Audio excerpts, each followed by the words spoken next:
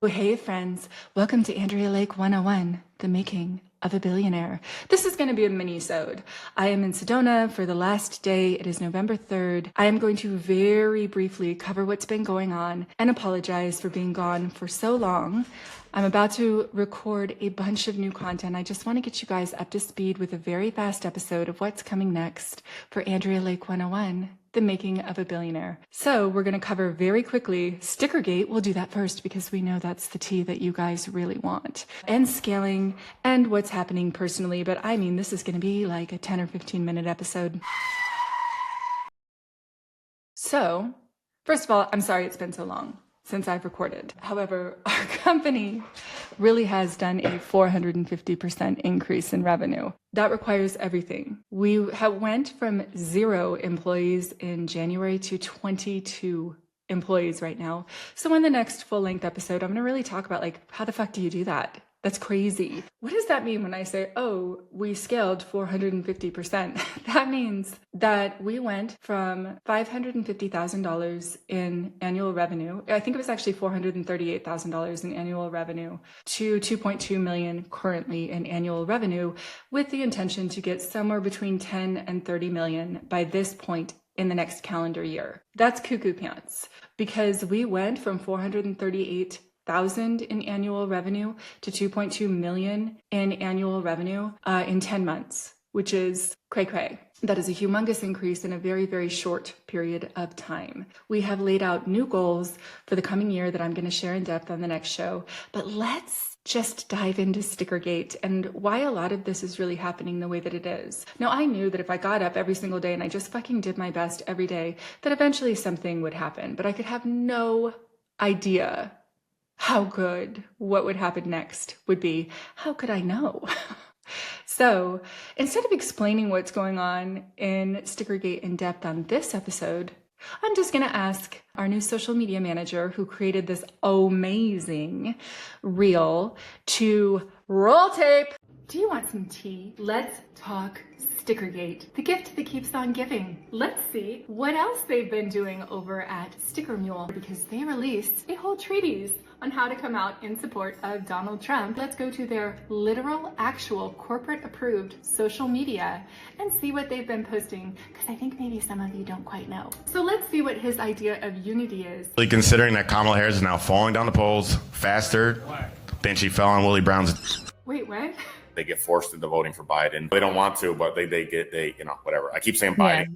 I don't like saying the other one because I don't think she deserves any name recognition. You don't have to use her name if you don't want to. Madam Vice President, that works just fine too. So this is the biggest competitor in our space. And if anyone was going to be the next My Pillow guy, I would want it to be my biggest competitor. Oh, I didn't say that.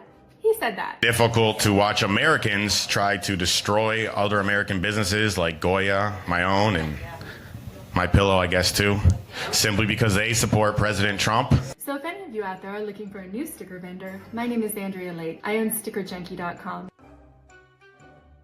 I can say I was recently at a white dudes for Harris party. 5 different dudes' girlfriends all threw up before I put it in their mouth. They're so diverse, Kamala doesn't even know what accent to use when she's trying to talk to them. Howard Stern, Mark Cuban, and Eminem, sad to report, have all turned into Oh my God, you guys, did you see that? I no longer have to decrease my screen and then re-increase my screen. If you're listening on audio only, our new social media manager, Hayden, is starting to clip in actual video of what we're up to during the week into this to make it a more interactive show. And then I will split this out and do a separate podcast. But the voice that you heard, the man's voice that you heard there, is the CEO of Sticker Mule, who is the biggest competitor that we have in the space. And he has really gone, wow, he's gone on his own journey with the type of comments that he is leaving about the most powerful woman in the United States, the second most powerful person in the United States. It is one thing, of course, to say, hey, I prefer a political candidate. I have said on my show that I'm the founder of the Power Chick Mafia, so there's no confusion as to who I voted for. However, you're on my private personal website right now. You're on my private personal show, Andrea Lake 101. You are not on any corporate social media for any of my companies. And that comedy show that we pulled clips from Yeah, that was posted on their corporate social media. So they're standing behind this message of just hateful, divisive, misogynistic comments that he's making about women. And that's a choice. That is a choice. It's really interesting to me always whenever somebody equates like that a woman is dating a particularly powerful man. She is one of the most powerful women in the world. Like, of course she's dating powerful men. Of course she is. And if sleeping with powerful men was the thing that made women get their position at the highest echelons of the world, there would be a whole lot more women there. Yeah, that's true. So there's something so diminishing about attacking women in this way. And I have a lot of friends who are independents, who are libertarians, who are Republicans, who are Democrats, who are Green Party, who are undefined in whatever party that they have. And all of the women that I personally know, regardless of party affiliation, do fucking not find anything like that funny or okay. So we decided to go ahead and make a reel about it just to highlight what they're up to. Sticker Mule released that like, hey, show your support for Donald Trump, but don't hit your email list, because if you do hit your email list, then you're going to lose a lot of your clients. But if you just do it on social, people might be angry, but then they'll go away. Where really and truly a lot of what the content that they're releasing on Twitter, also known as X. Their content that where it's to a very segmented audience, where it's to an audience of people that really agree with what they're saying for the most part. And so we wanted to share it with a wider audience so that their full audience could know the extent of it, because the very next thing that Sticker Mule had released was an email that said, hey, we fired our CEO. Well, a lot of people didn't click into it. And even if they did click into it, they didn't click on the link. They're not paying attention. People are busy. They're like, oh, okay, cool. So they sent out a pro-Trump thing. It backfired. They did a little bit of stuff on social. It backfired and they fired their CEO. So good, we're cool again. And in the comments that we received in the comment section of the reel, it was apparent to us that a lot of people did not realize like, oh, hey, no, they didn't fire the CEO. As a matter of fact, the person that they put in charge was a comedian, and they released the R-word pass. What the actual fuck? Are you kidding me right now? And so what the R-word pass says, it looks like for people listening on audio only on Spotify or Amazon Music or wherever it is that you're getting your podcasts from. It is a card that I've talked about before that looks like a Monopoly get out of jail free card. And it says that it is a retard pass, and it says that you can hand this to the PC police to shut them up. And that we should all start using the word retard again. I have thoroughly canvassed my thoughts about this on other podcasts, but like, yikes. So a lot of people thought that was them replacing their CEO. Nay. So do with that information what you will. But on this podcast, we're focusing on scaling, on the growth of not just Sticker Junkie, but the regrowth of all 14 of the companies that I have started, that I am bringing back again. If this is the first time that you're seeing a video by me, literally just go back and watch the rest of the episodes, because it explains how we got to this part of the journey, how I woke up $1.84 million in debt, and how I am clawing my way back out of it. And what a total blessing, like the gift that keeps on giving, is the gift of StickerGate. And that just in the nick of time, right before the elections, which are they haven't happened yet. They're going to go one way or another. And I want to be really clear. I have business partners who are huge Trump supporters. My business partner that I talk about all the time, Dan Caldwell, proudly a Trump supporter. We're homies. We've known each other for 20 years. My brother, huge Trump supporter. We've known each other for 50 years. We don't hate each other. And the men in my life do not talk about women that way. Shocker. And there's also a whole bunch of choices that are being made when someone, instead of sharing their opinions on their personal page, are sharing it on their corporate page. Sticker Mule also has Sticker Pack by Sticker Mule, where they're giving out 500,000 sticker packs to show their support for Donald Trump through Sticker Pack, which if you type in stickerpack.com, PAC, which stands for Sticker Political Action Committee, it brings up Sticker Mule's corporate website where you get this free Donald Trump sticker pack from. So when Sticker Mule released the Donald Trump sticker packs, we obviously ordered one, because that's how we roll. Oh, don't forget this one. For everyone on audio, we are actually showing the stickers that came out with it for free. And it came with a letter. And it's a very political letter, and it is actually signed by the Sticker Mule CEO.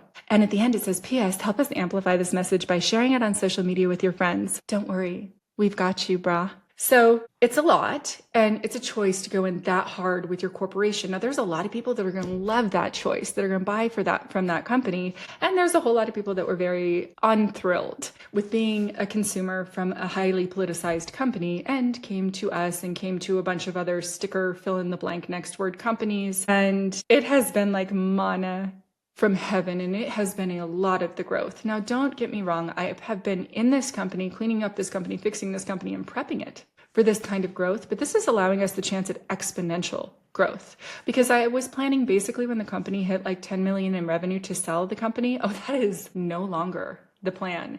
The plan now is just to grow it to as big as we can in the next 3 to 4 years and to build this awesome team, which we have been doing. But what does it actually look like to scale like that? Because I have actually scaled a company from $0 to $40 million before. Brian Burling, formerly from Jinx.com, has scaled a company from 0 to 9 figures before. So he and I both know how to do that, and it's hard. And sometimes when I say like, oh, it's hard, is not enough of an explanation, friends. It is so a lot, because what you have to do is have your SOPs in place. For those of you that are new to business, that's your standard operating procedures. That means we put sticker packs together this way. We package stickers in this particular way in a bag. We put this sticker on the back of a bag. We make sure that it goes in an envelope this way. This is how we make sure that the right packages of stickers get to the right people. This is how we make sure that the color corrections are okay. This is how we get our proofs done. This is how every single fill in the blank next thing that needs to happen in the process of it getting done. There has to be a procedure around that. Like, you can't sort of have everybody doing things a different way, and it takes a while to get processes and procedures into place. In addition to that, you got to have all of your insurances in place, all of your legal in place before you hit certain metrics. There's a little bit of forgiveness when you're a small company, like you have to hit 100,000 customers in California before you have to meet XYZ standards. Like, there is a little bit of leeway in that. But as you scale to bigger and bigger paces of company, there's so many things that you have to get ahead of. Well, how do you know what those things are? In our case, we've done it before. That's the only way we know, is that we totally fucked up and failed the first times that we were scaling, me and Brian both. And so we sort of know a lot of the pitfalls, and it almost goes without saying that as we expand these companies this time, we're going to learn new pitfalls again, and we're going to learn different mistakes that we will not repeat the next company that we roll out like this. So right now we are in that process of getting all of our standard operating procedures in place, all of our HR policies in place, all of our hiring processes in place, all of our onboarding and offboarding processes in place. Every part of every piece of every bit of it needs to be figured out in order to be able to get to that next level of scale.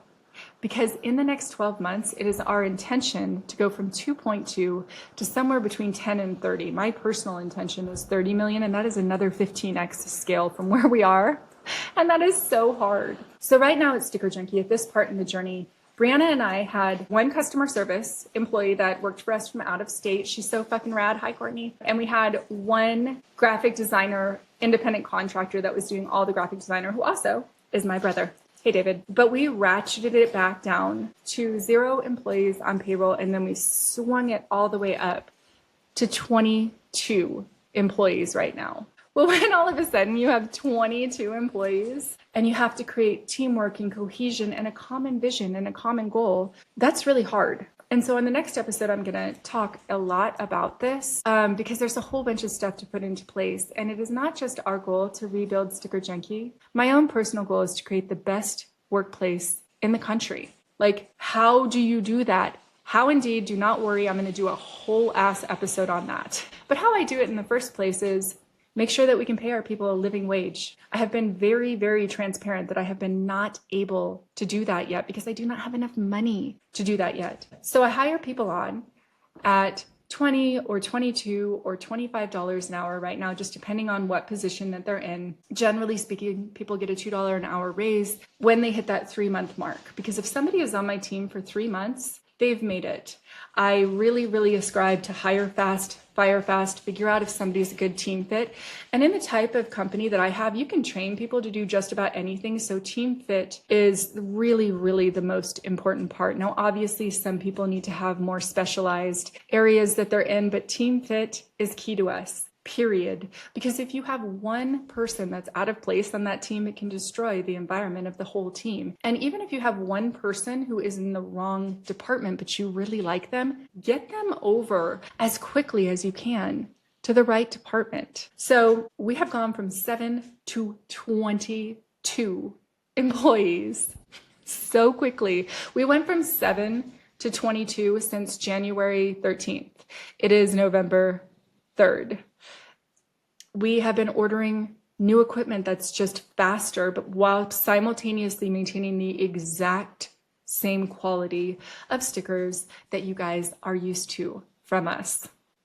We are looking for a new space to domicile out of because the warehouse space we have simply is very quickly not going to be big enough for us anymore. And we refrained from talking to our clients in any way because we could not handle any bit more business than we were having and still hit our target dates. I know for a fact that some of our competitors did not take that approach. Some of the smaller businesses, they kept advertising, they kept getting more and more customers, more and more business, and they had, frankly, more business than what they could actually produce and deliver in a timely manner, and they lost a lot of clients that way. And don't get me wrong, we missed a couple of targets too, but really, really not very many, like less than 2%.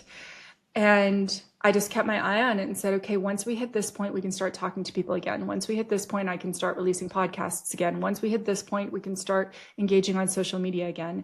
And now we're in a position where we can 4x our sales again right now with the processes and implementations that we have in place. But we're also going to go from 22 people to 38 people by the end of the year. And again, you guys, don't worry. I'm going to do a whole long format podcast where I explain how to do that. And also, here's a little teaser for you. I am also going to release a course called Andrea Lake 101, the Mentorship, where I take business junkies along with me who want to learn, how do you actually scale a company? Like, how the fuck do you come in here with this kind of confidence to be like, oh yeah, I'm going to be from 2.2 to 30 million? Girl, I am always going to be honest with you, girls and men and everybody else in between. But I'm just going to call you girl for right now because it feels like you're my girlfriends. I am telling you right now, I was fucking terrified when I was very first at like $438,000 in sales, being like, I am going to hit $4 million in 2 years. I didn't know how the fuck I was going to do that. Right now, I'm like, okay, well, in 2 more months, we're going to be at 4 million annual revenue when you aggregate it out by the monthly revenue. And don't worry, I'm going to walk you guys through this and how to do this. But in my mentorship course, I'm going to end up having Wednesday calls because I do work at home Wednesdays with people who want to learn about entrepreneurship. It's just going to be an open 90-minute Q&A call where I go over a topic of entrepreneurship and I open it up for live Q&As. I will let you guys know when that is available. It will be something that'll be super fun and super amazing for entrepreneurs. I even will go over people's websites and show sort of areas for improvement, etc. Even all of that while knowing our website right now, still a work in progress. We have a development firm that's on that. Again, all of that will be in the future. And I'm really excited to tell you about the scale. But for right now, what that's equaled out to is I'm busy. I wanted to put on makeup and take a shower. I just got back from a hike at my beautiful home in Sedona. It's my last day here. And I didn't have time to do that today. I was like, if you do that and put on full makeup and take a shower and blow out your hair, then you're not going to have any more time to record the podcast because I still have to load up the car, get my house ready for my aunt, pack up the rest of my things, go through all the duplicates I have here, take them to my new beautiful, oh my fucking God, beautiful apartment in San Diego. And yeah, one of the biggest reasons I haven't been recording is because I have been working my face off and I haven't had a quiet place to record. I obviously can't record right now in the Sticker Junkie offices because I don't have a podcast studio there, and our machinery is loud and our people are loud. They talk to each other all day and they have a really great time with it. And I don't have a podcast studio at my place in San Diego yet. So what's happening next is that Hayden is going to help me to show you guys what the life looks like, what in real time through reels of what's happening each day, what in real time it actually looks like to build and to grow a company like this, to figure stuff out, to save yourself from making massive mistakes. I almost bought a $250,000 press that does not do what I need it to do. That would have been a fucking terrible mistake, but luckily We have a whole system for that. We have a whole system of checking the quality of the prints that we need and the speed and all of the different factors that would go in a decision like that. And we bought different presses that are way better than the one that we were going to buy instead. Same thing with the cutters. So it's a lot of research, standard operating procedures, and getting all of our little duckies in a row. But the next part of the scale is really fucking fun. It's the actual best part. It's the actual best year of all the years. Because year one was me going from $438,000 in sales to just under $1 million in sales. That was the very first year. That was 9/9/2023 to 9/9/2024.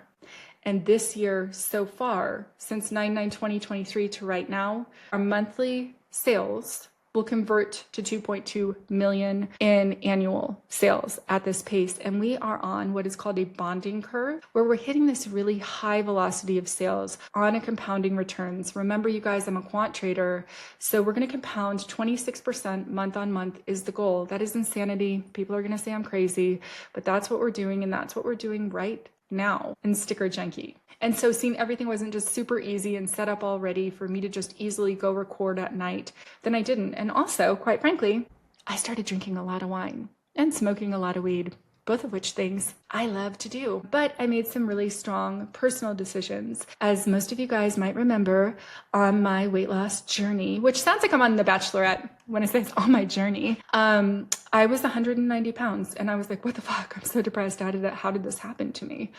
And today I am 167 pounds, and I've sort of been lingering there for a long time because I really haven't rehabituated myself into working out, into hot yoga. I do eat relatively healthy, but not 100% healthy. And then when I have wine at night, a grilled cheese sandwich sounds amazing, amazing. And so I made some strong decisions that this year, starting on November 1st, so today is day 3 of this, I'm just not drinking any wine at all because it is a slippery slope. For me, I am not an alcoholic. And people who struggle with alcoholism, which certainly affected my own family. My father was an alcoholic. I just personally, for me, I don't perform at as high of a level. And because I'm older now, I wake up in the middle of the night a lot because of the sugar in the wine, and I cannot afford to lose sleep. So I'm just doing 1 year of no alcohol. I've done this before in my life, and it's just no big deal to me. But I also decided to do 1 year of no French fries. That was the first decision. And that became 1 year of no fried food. Then that became 1 year of no processed food at all. And then I was like, let me also just for a year go ahead and cut out like bread and cheese for a year. Those are the decisions I've made so far. And I used to think that people that did that were crazy. I was like, why? Cheese is delicious and da-da-da.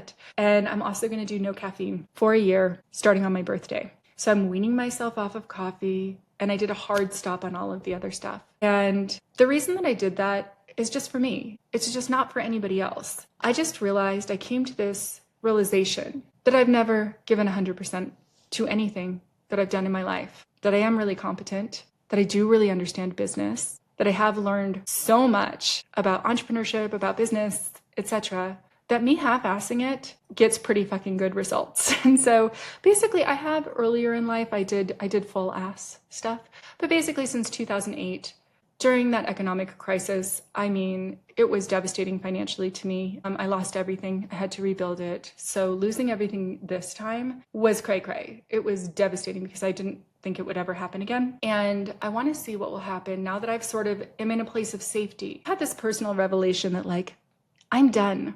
I'm good. I don't have to do anything else. I could go sell Sticker Junkie tomorrow for some amount of 4 or 7 or probably 10 or 12 million.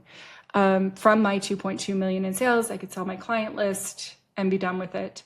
However, I don't want to do that. And I want to just actually see what it looks like when I take a whole year and I do my best and I reincorporate a workout routine and I reincorporate a meditation routine and I stop smoking weed every day. I might still have marijuana tea here and there. Hello, Kikoko. I am not sponsored by them, but if you live in California, I love their products. Kikoko marijuana tea. Like I might do that once a week or something if I feel like it, and I might not. But I want to bring back in focus, mental clarity, working out, and really just see where if I am at a peak performance throughout a whole entire year, what does that yield? What does that yield?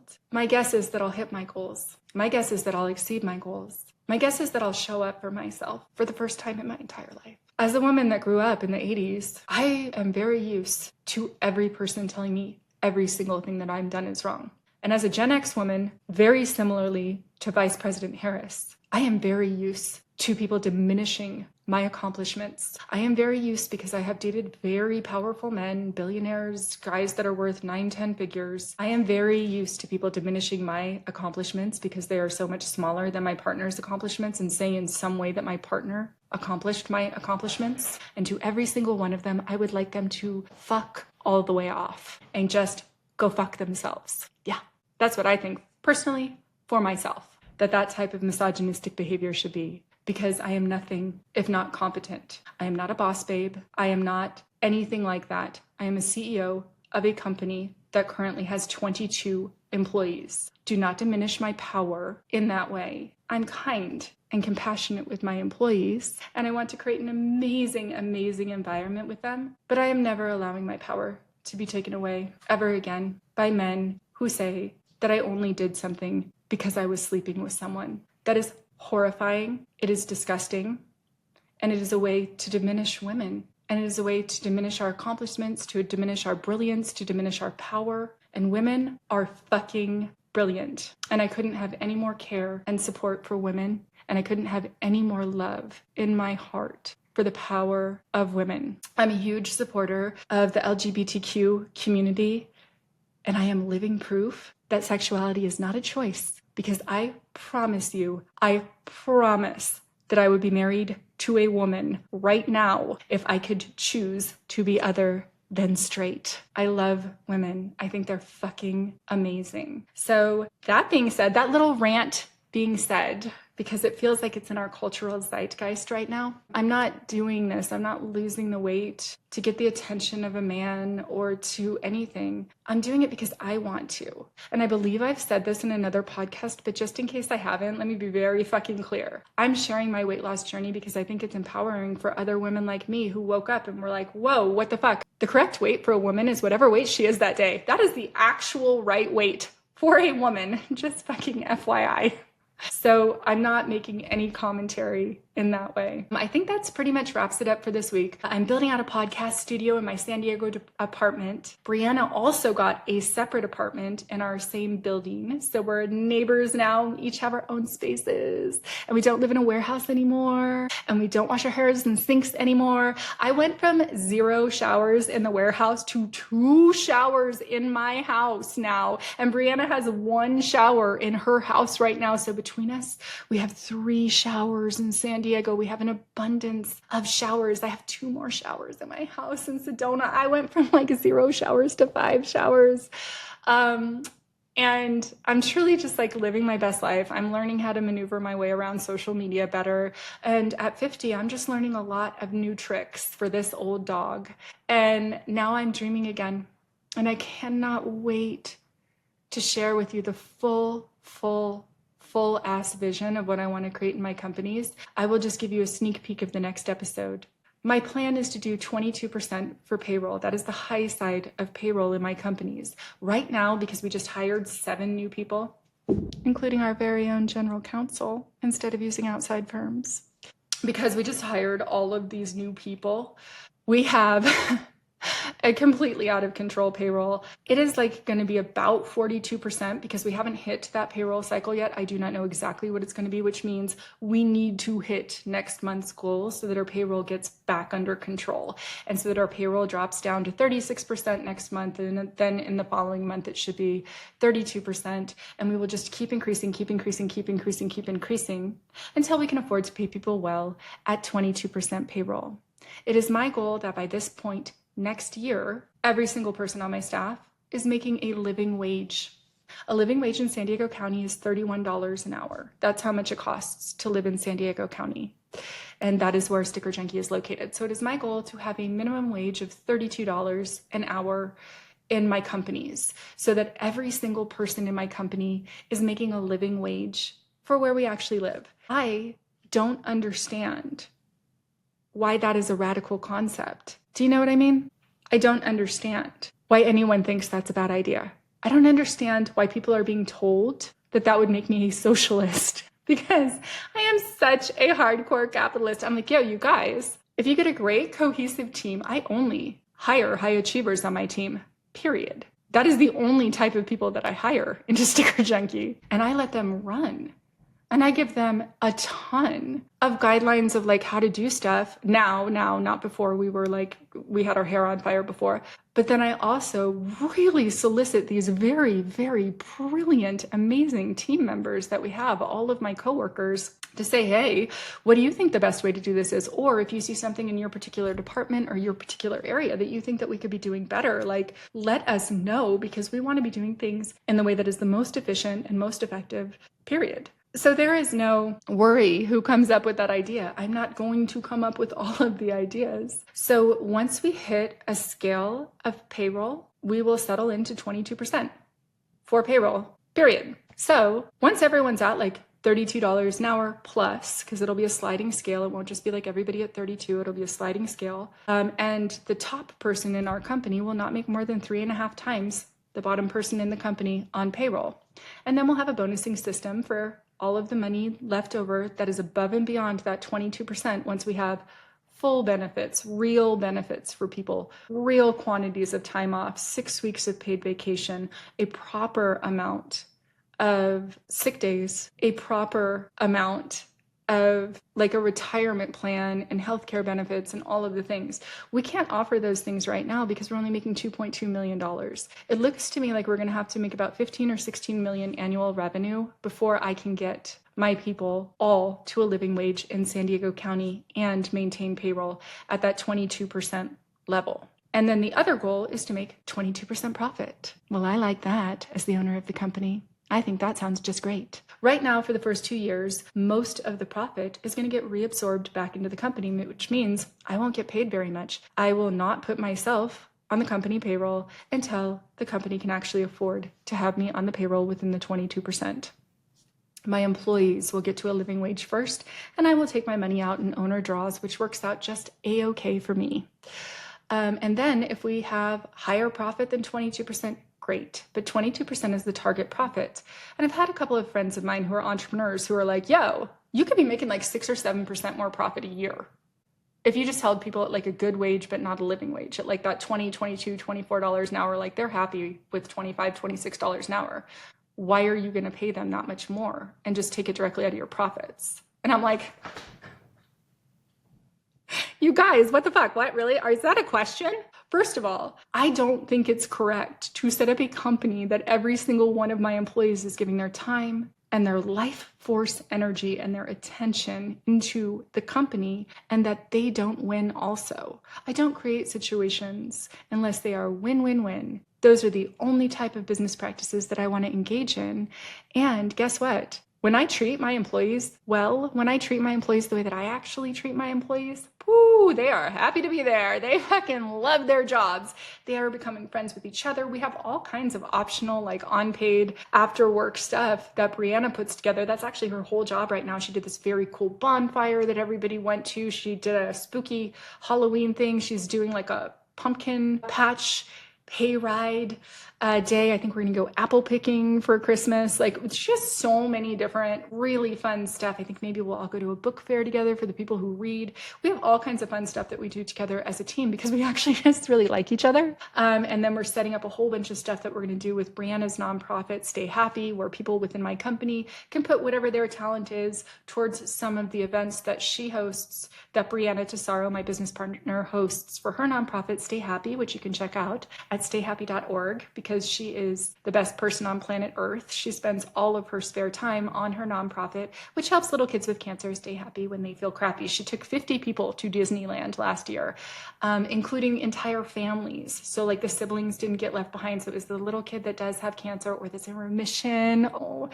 yay. And their siblings and their parents. And then the parents get to connect with the other parents and the kids get to connect with the other kids. And it's just like the most lovely, lovely thing. So people within Sticker Junkie, if they're like a graphic designer that's going to help with some of the flyers, if they're going to show up and actually help with one of the game night events, we do all kinds of stuff together within our companies because we actually just really like each other.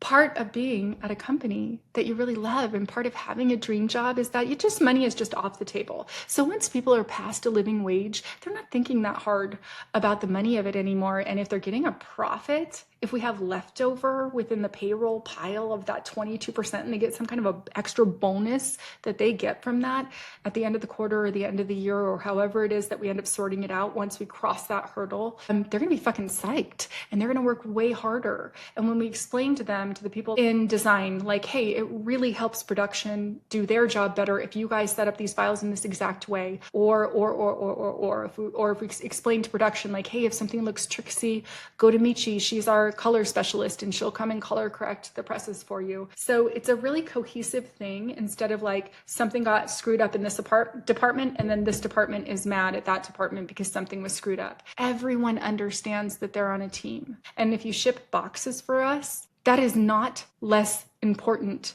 than one of our managers. That is not less important to us, because we want the people who ship boxes to fucking love their jobs so that they make sure that the boxes look amazing when they arrive to the clients and that they did get the right sample packs and then that they threw in a little extra note if they really liked that person's artwork and that they put like their own little packed with love sticker on it because it really fucking was. Because everyone at my company actually likes showing up to their jobs. And I get to have this very, very, very fun meeting that Hayden is going to record on November 8th where I explain to my employees, like, this is where the pay raises are going to come as long as we hit our monthly goals. This is what the monthly goal is. And let's just fucking get there, you guys. Let's fucking get there. And let's not just get there. Let's get there for all of us. Let's get there for all of us. Let's not just get there because we have to and we're going to get fired if we don't have to. Let's not just get there because we're going to get an extra, $500 bonus. Let's just get there because we can fucking get there. Because we together can create the best workplace in the country.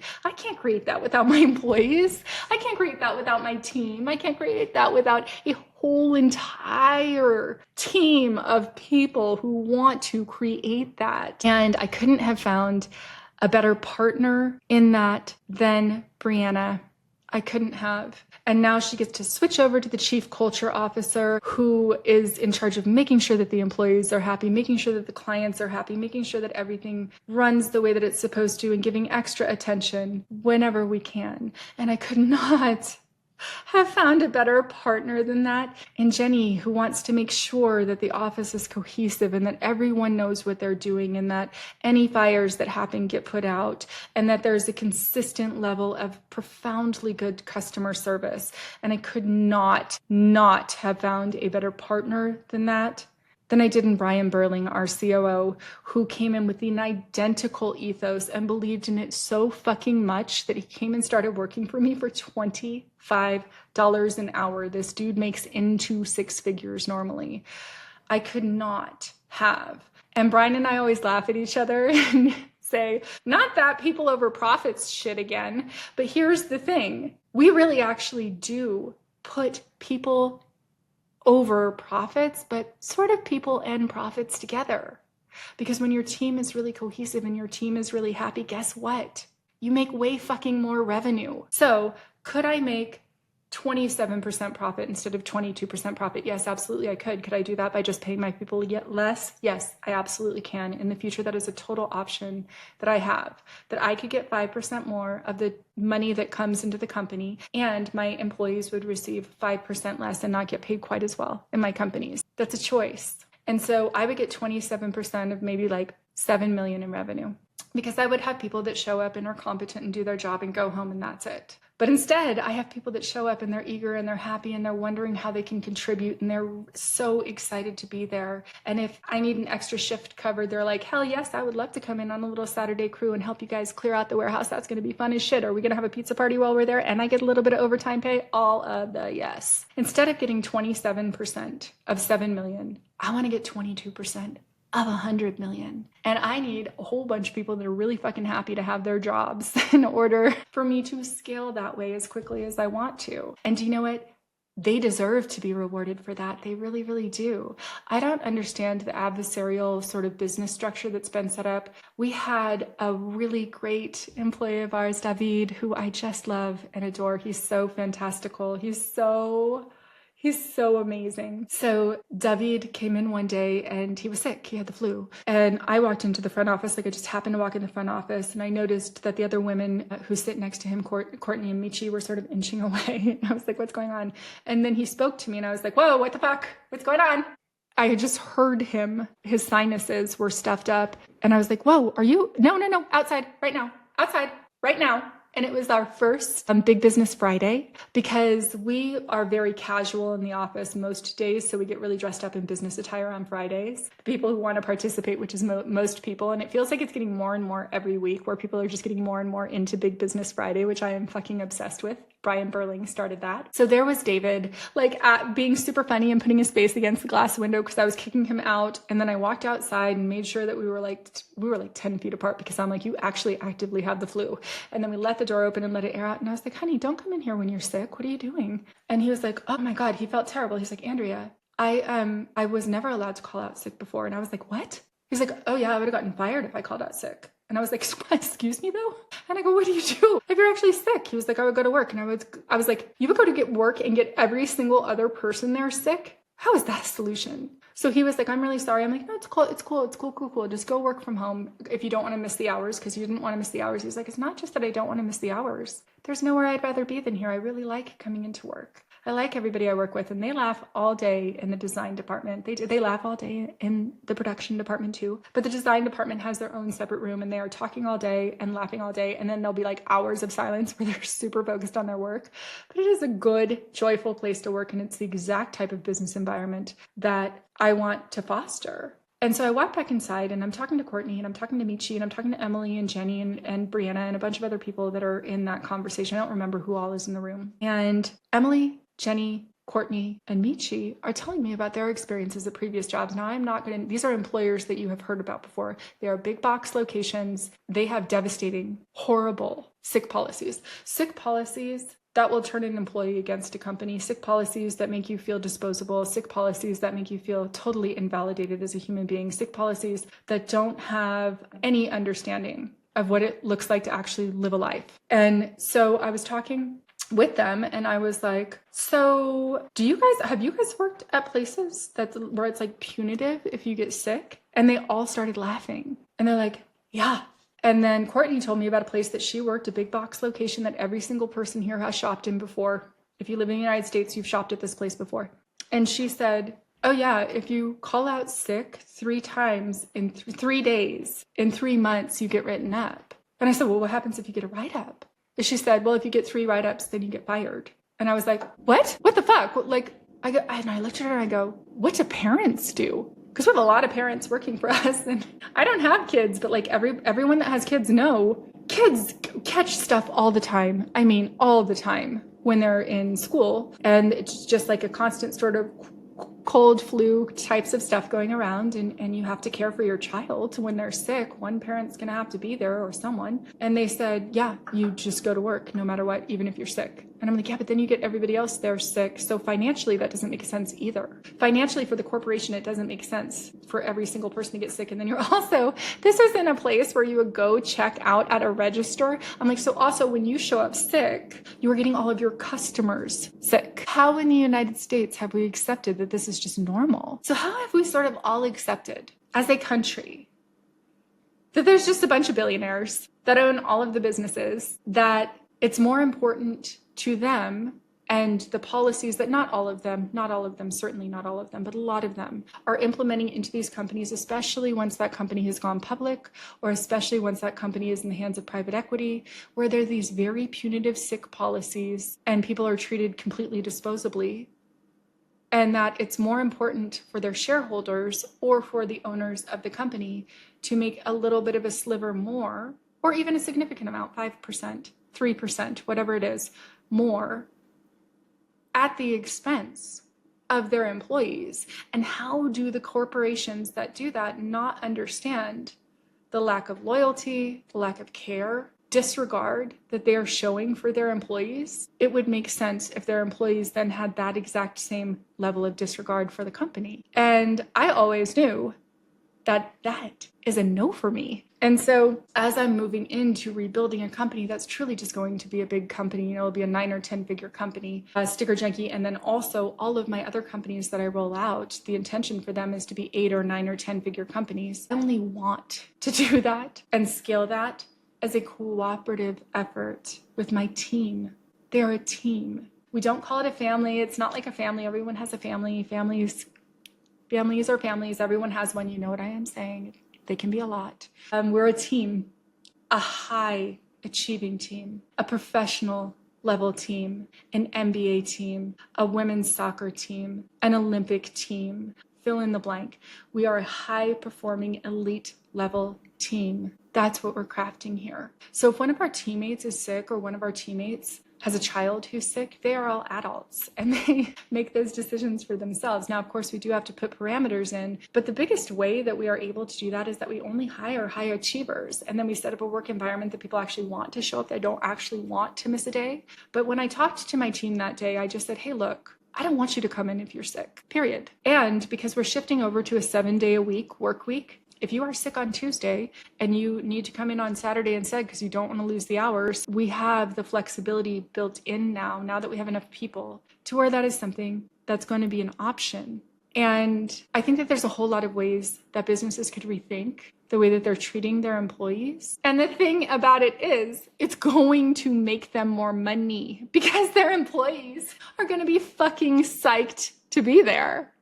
And when people are psyched to be there, like Michi came up with a whole different way to set up the client files to make the back pages get built way faster. That's really important to us right now. Courtney set up a way of organization of different files for some very minutia thing. You know, David did a bunch of great graphics for some promo stickers. Like, people want to go that extra mile when they're valued and appreciated. They just do. So that's what I'm trying to create in Sticker Junkie. That's what we are creating in Sticker Junkie. And it's not just what I am creating. It's why Brian came on to the company. It's why Brianna has stayed on to the company. It's why Emily and Dave and all of the other employees, it's why they're in our company, because they just love working somewhere where they feel valued and where they actually are valued. And like, I want to build this company big enough to where every member on my team can do whatever the fuck they want. If they want to save up and buy a house, if that's the highest value to them, then they can do that. If they want to take a trip around the world, and they have the vacation time to do that. If they want to extend past their 6 weeks of paid vacation time,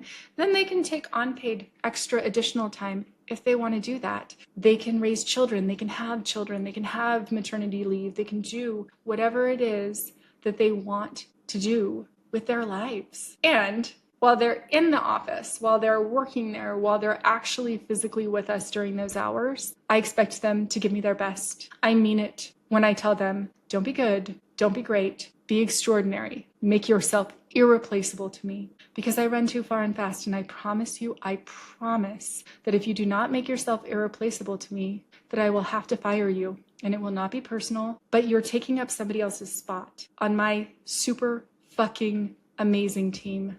On our super fucking amazing team. So give me your best, your personal best every day that you are here. It's an unrealistic standard. Not everybody's going to perform at 100% every day, but my team performs a lot on a very, very high capacity level. They have to, or they wouldn't be on my team. And in return, I give them my best. It's one of the biggest reasons why this year I was like, I am not fucking around. I have to get to 15 million in order to pay everyone a living wage, period.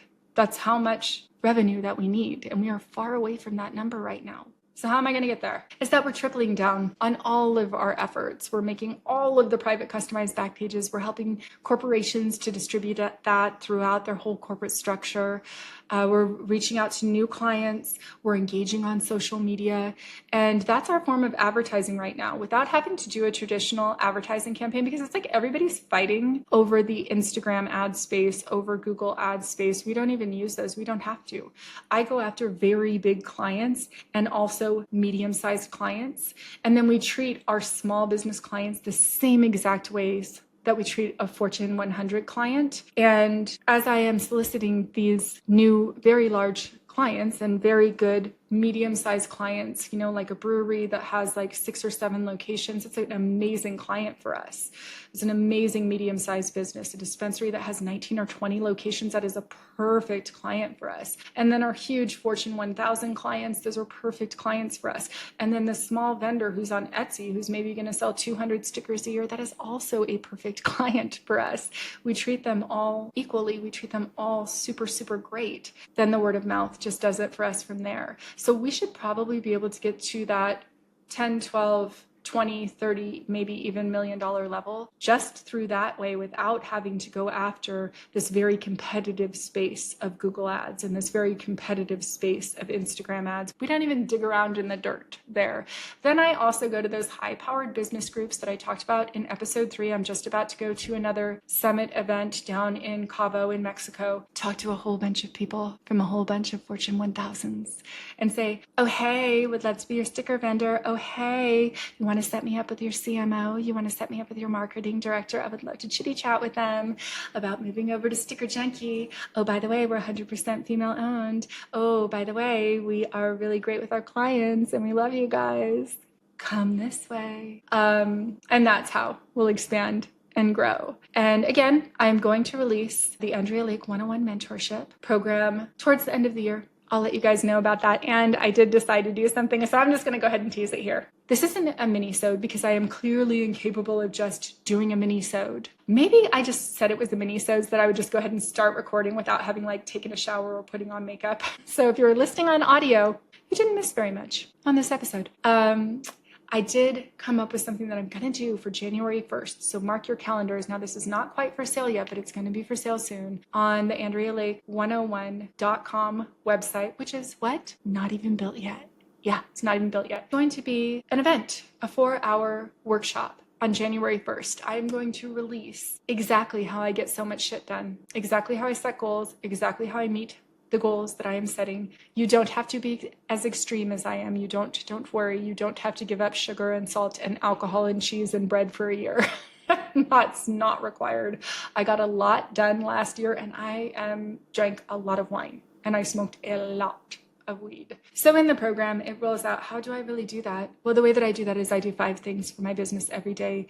Things maybe that I don't want to do, but that I know will push the ball forward. And sometimes it's things that I really want to do, like creating that reel that you guys saw earlier in the episode. And it's amazing. I'm very excited to release it. I will let you guys know when that comes out. It's going to be a 4-hour workshop. It's going to be on January 1st. It's going to cost $77.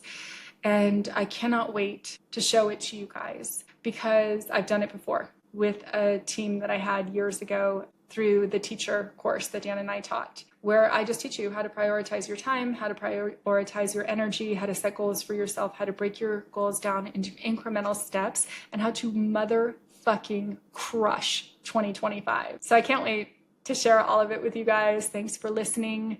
I'm sorry that this episode was a little fragmented. I really will do the next episode just on scale. I'm going to have our COO, Brian Burling, on to talk about scale. And I can't wait to talk to you guys again. And the next time I talk to you, I'll be doing it for my brand new pod lab that I'm building into my house in San Diego. I can't wait for the construction on that to be done. I'm going to share that journey on my Instagram. So follow me on all social media platforms at Andrea Lake 101. I did just get Andrea Lake 101 back on TikTok. Thanks, TikTok, for that. I'm going to be releasing some very cool stuff with TikTok for TikTok shops and Sticker Tower. We'll talk about those on the next episode and what's going on with Carly and how we're going to be distributing her stickers through Sticker Towers in stores across the country. Can't wait to share, you guys. I hope you all are having the best day. I hope you're crushing it today. I hope you're fucking killing it today. I hope you are killing it with your dreams. And if you're not, if today is the day that you just watched 10 episodes a row of my podcast or of another podcast and you're just zoning out and you're just laying in bed, girl, I feel you. I have been there. And I hope that you get up and feel amazing tomorrow and crush it tomorrow. And if not, that's okay too. This life is a marathon and not a sprint. And we are all in this together. And everybody has bad days sometimes. I hope you're awesome. And I hope your day is a great day. And I'll catch you next time.